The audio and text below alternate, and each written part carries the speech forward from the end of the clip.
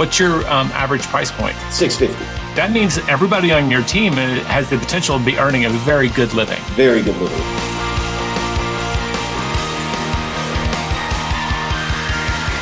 All right. So you've grown up in a real estate family. Yeah. You had unfortunate timing to get into the business right before the Great Recession. You took a little break, right? Still in service though, bartending. Like I've actually, one of the MREAs we interviewed was a bartender before he jumped into real estate. So you know people and you know a little bit about sales and service. Mm-hmm. And what I understand is like part of your journey with Keller Williams has been leverage, that you went from 20 or 30 units to today. It sounds like you said earlier, you're on pace to do about 175. That's incredible for such a short period of time.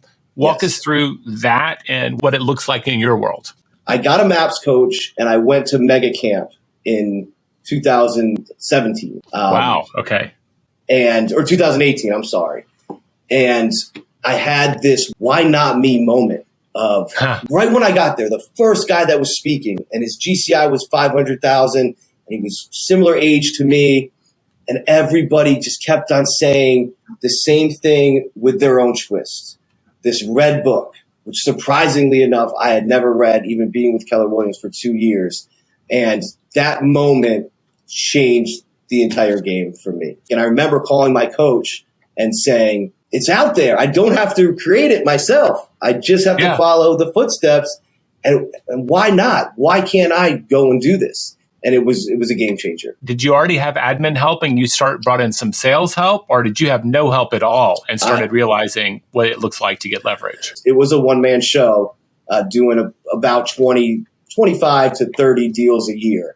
And that was, okay, now let's go find an assistant. How did you get from 30 to where you are today? Like, who were the key hires that you made and the lessons learned? To be honest, I didn't know how to hire people. And I went to career visioning, and I went to career visioning again.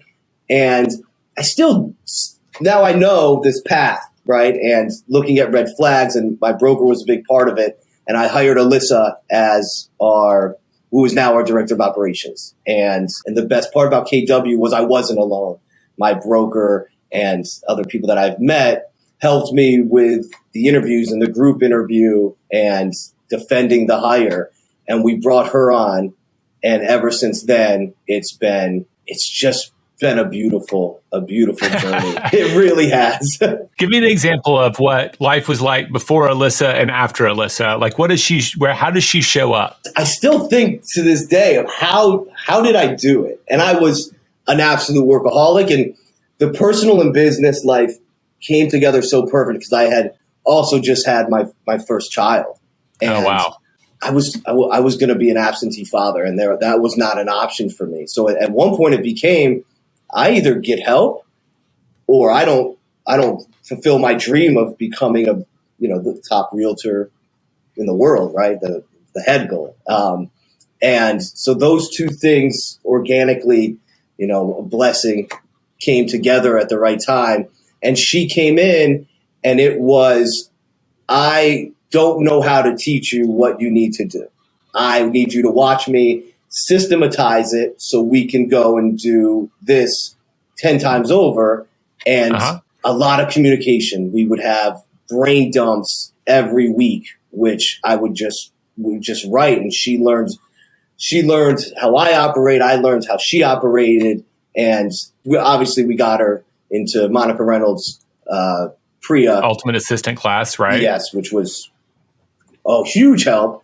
Because the truth is I don't know how to do that. That's not my accentuate your strengths and leverage your weaknesses. I didn't know how to systematize the business. And she showed up as a calm listening and then got her confidence to say, this is what we're going to do. Still, it's always, okay, now how do we get your 80% off? Okay, next hire, how do we get your 80% off? And continually go do that. And we followed the model. As much as I wanted to go and get agents and have that fancy real estate picture of look how many agents we have, we hired a second assistant before we went on and hired sales agents. That's great. The right move. That's great. Yeah. You don't have to reinvent the wheel between your MAPS coach and Monica's class, right? And what you learned in the red book. Yeah. If you just follow the models, you're going to naturally customize them to you and your business. 100%. But starting with that little triangle that Gary drew, like, the firm foundation or the shaky one, if you start with creativity, it's never quite as stable as if you start with the model and then bring your personalization to it, the customization you need to it. Exactly. So what does your team look like today? So, we are still small and mighty. So it's myself. We have Alyssa, who is our first hire, is now our director of operations. Celia, who is our listing coordinator. Danielle, who is our transaction coordinator. Each have a virtual assistant that work underneath them or with them.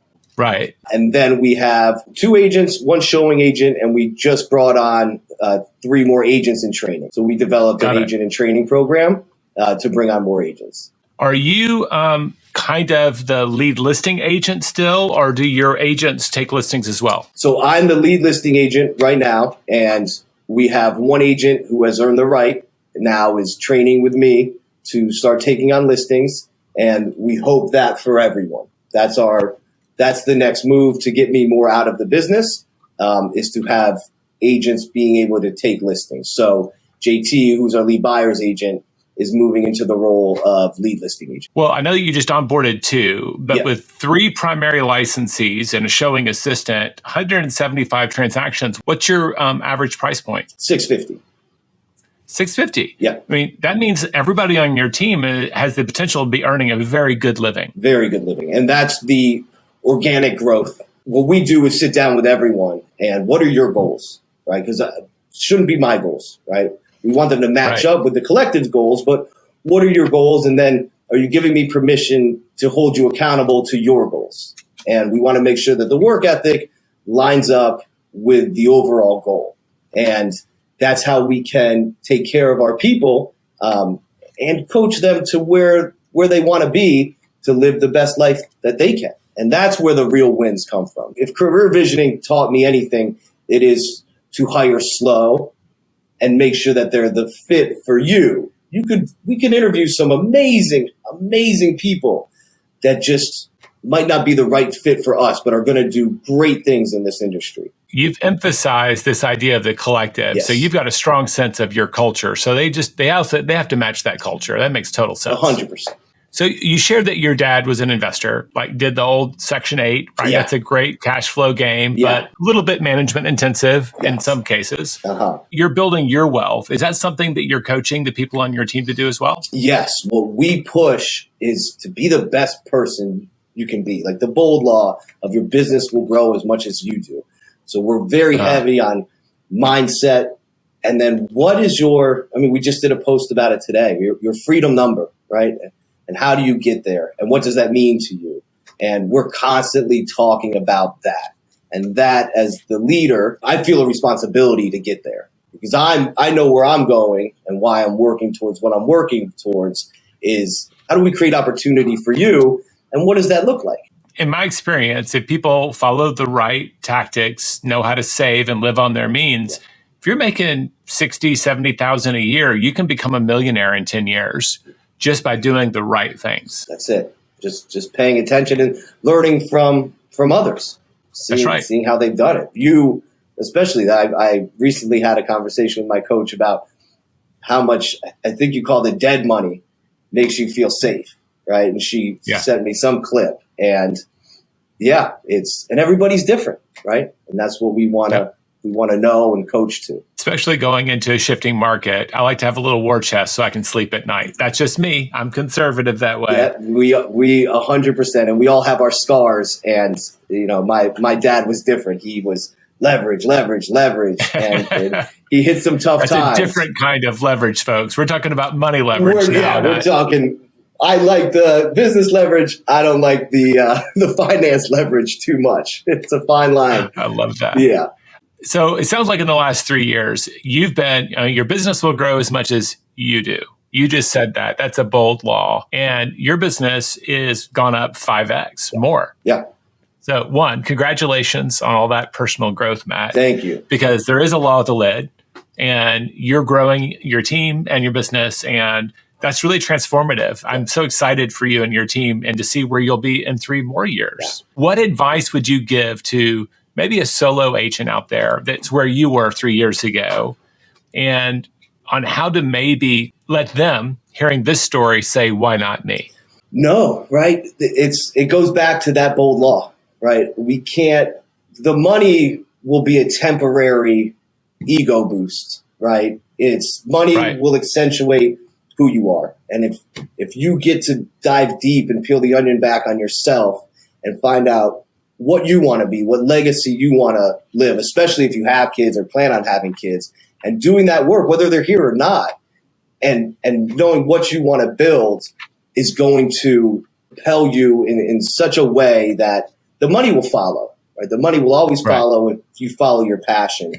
And to know that you can do it. And, being part of the top 100 has been such a blessing.